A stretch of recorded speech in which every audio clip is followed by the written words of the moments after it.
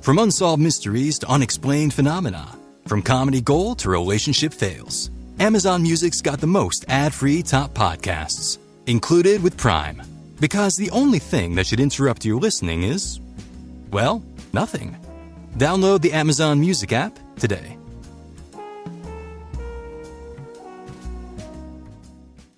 Wait, what? You have even more marketing tips I can employ today in my small business? Stay tuned to find out. Welcome. Okay, here's the question. Serious? How are we dark horses? You know, the ones everyone is betting against, the ones they don't expect to win, place, or even show on the track, and they'll even laugh on us when we talk about trying. How do we show the world our greatness and triumph? Come on. Well, that's the question, and this podcast will give you the answers. This is The Dark Horse Entrepreneur. My name is Tracy Brinkman. And push it up. What is up? What is up, my Dark Horse friends and family? Welcome back to your daily dose of small business marketing learning. I'm your Dark Horse host, Tracy Brinkman. You already know that already, but what's infinitely more important is you. You are a driven entrepreneur or one in the making, and you're here because you're ready to start, restart, kickstart, just start leveling up with some great marketing, personal, or business tips and results in order to build that beautiful business of yours into the empire it absolutely deserves to be.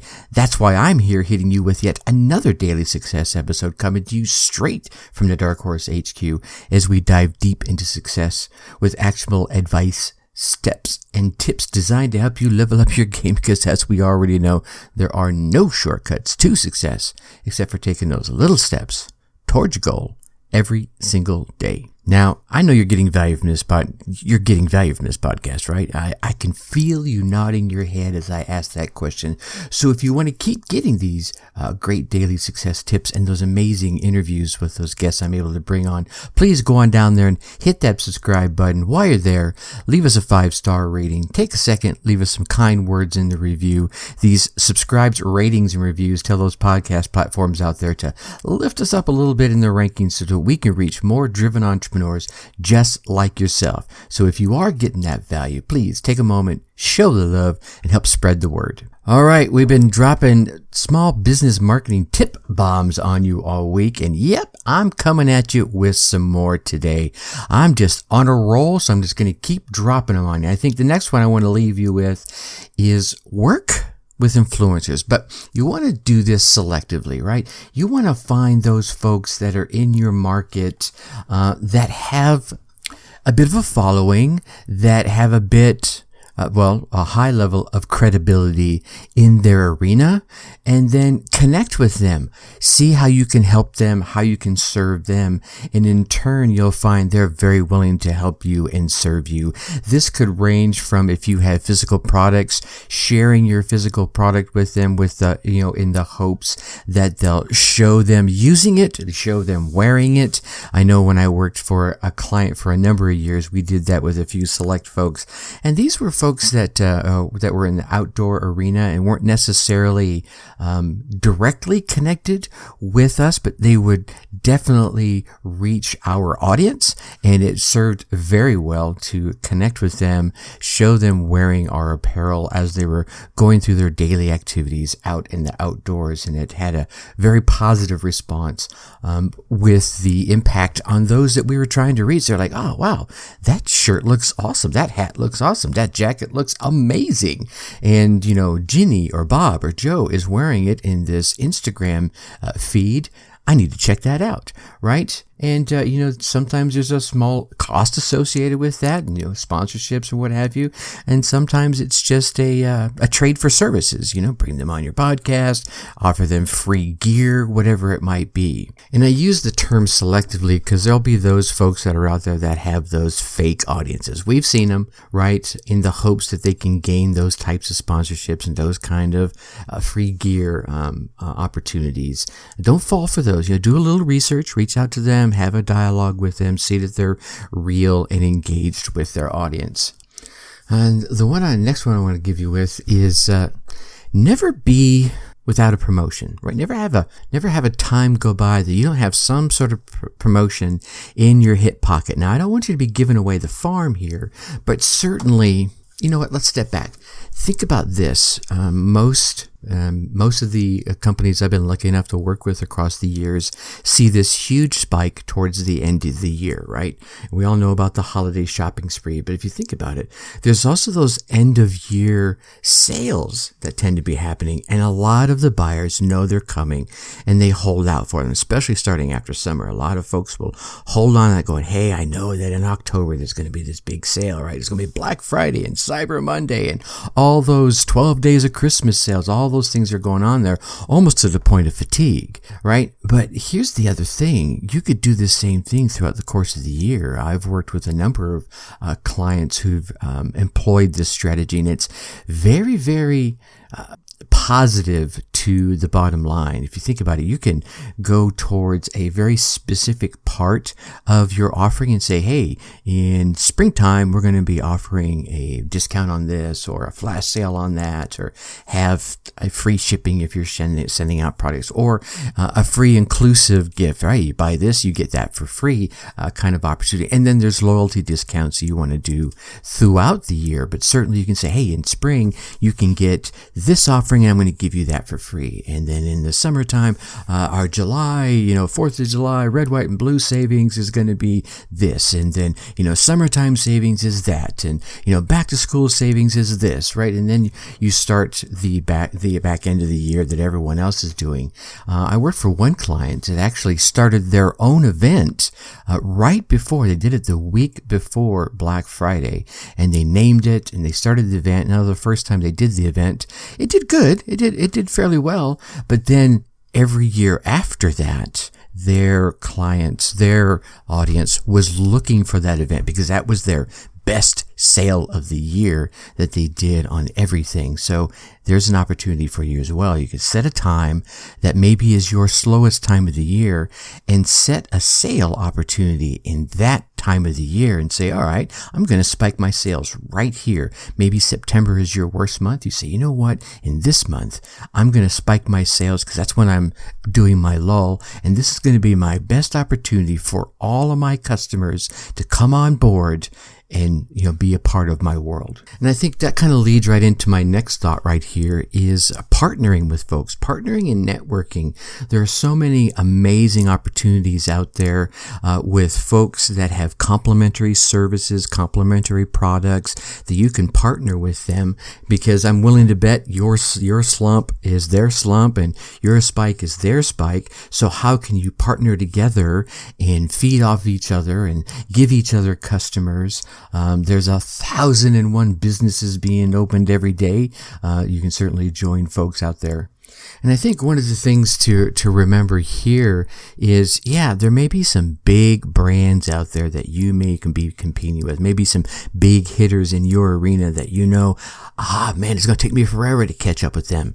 The power of a group just never seems to fail. I can remember back to the 90s and the early 2000s when I used to go see some of these big, amazing speaker events, and they would have like 10, 12 speakers spread out across 2 or 3 days, like a Friday, Saturday, Sunday.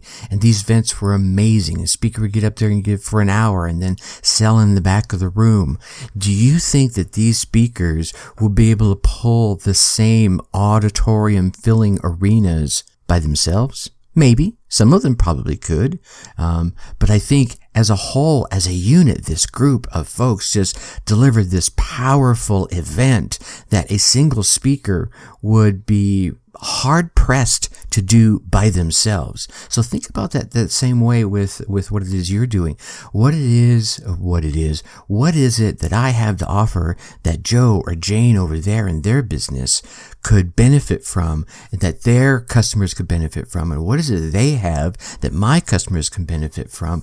And at the end of the day, get together with each other and say, hey, how can we best service each of our tribes, right? That's what it's all about, is serving your tribe. The next one I want to drop in your ear is probably a no-brainer, but let's make sure the no-brainers don't become no-thinkers. I think so often people go like, oh yeah, I know about that, but then they never do it, right? It's sometimes the simplest ideas that kind of slide right by us. And let's talk about automation. I know. You're like, dude, please do not try and pitch me service. And I'm not.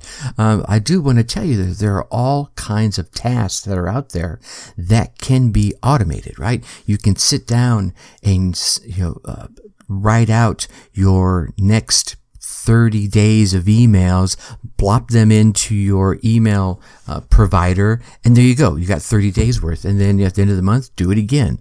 That way you don't have to keep thinking about, I got to write another email. Right? And then there are other opportunities like, the texting. And then these are just the ones that are on the surface. Maybe there are other opportunities where you can automate little pieces of your business. Like when I have a guest that wants to come on, they go to my scheduling link, they drop in some information, and that drops them in there. Automatically gives them their Zoom link, automatically puts it on their calendar, automatically puts it on my calendar, and then I think it's like 1 day before, it sends them a reminder, 2 hours before, and then 1 hour before, also sends them email reminders. So these is all automated. Something I originally was doing manually. Hey, don't forget we're doing our thing tomorrow. We're still good to go. Hey, we're getting together for an hour. It's all good to go. So automate all these little pieces that you're able to, and then that way you can spend your time on the real revenue generating tasks that you need to be doing. Now, the last two I want to drop in your ear. I'm just speaking like a magic man today, right? In your ear is become an authority on whatever topic you want to be an authority on, right? Spend the extra time. I know if you listen to Alex Vonderhaar's interview on Monday, and given the fact you may not be listening to this particular episode in order, that would have been episode 152, where Alex talked about the links between psychology and marketing.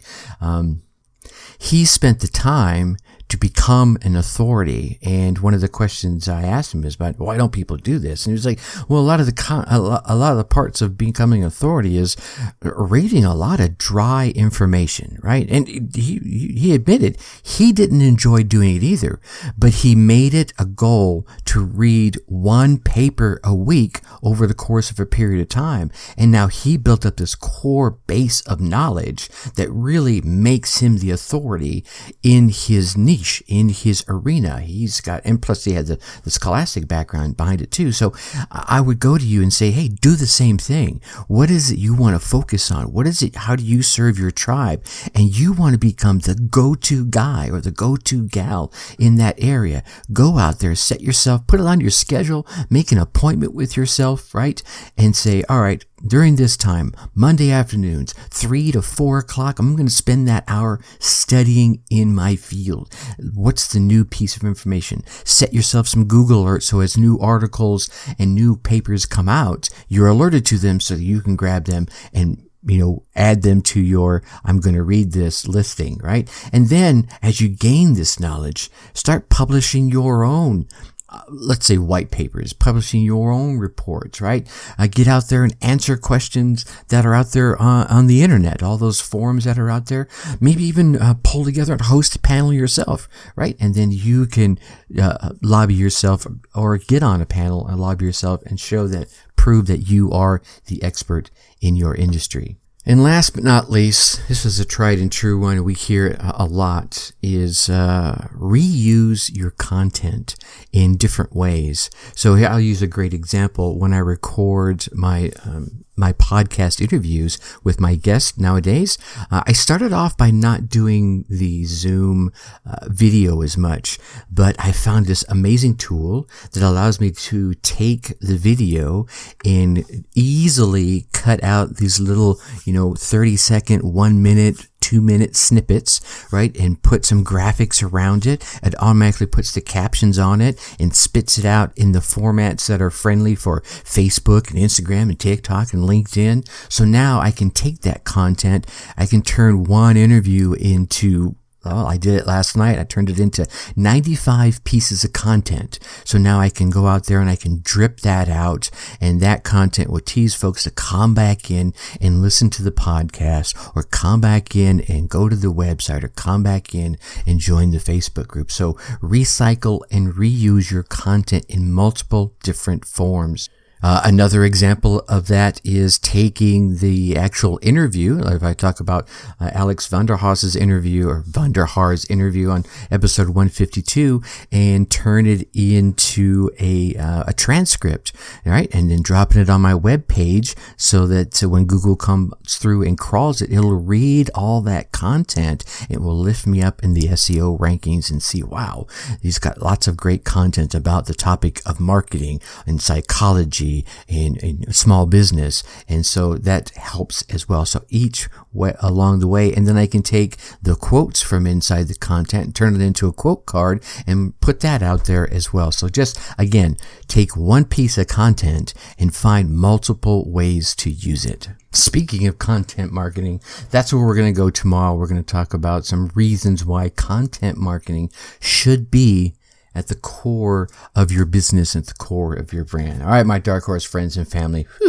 Man, this week is going by fast, isn't it? Now, I know you want to keep getting all these daily success tips, so make sure you go on down there and hit that subscribe button. While you're there, that's it. Hit those 5 stars. Drop us some kind words in the review. Again, these subscribes, ratings, and reviews tell those podcast platforms to lift us up in the rankings so that we can reach more entrepreneurs just like yourself. So please take a moment, show the love, and help spread the word.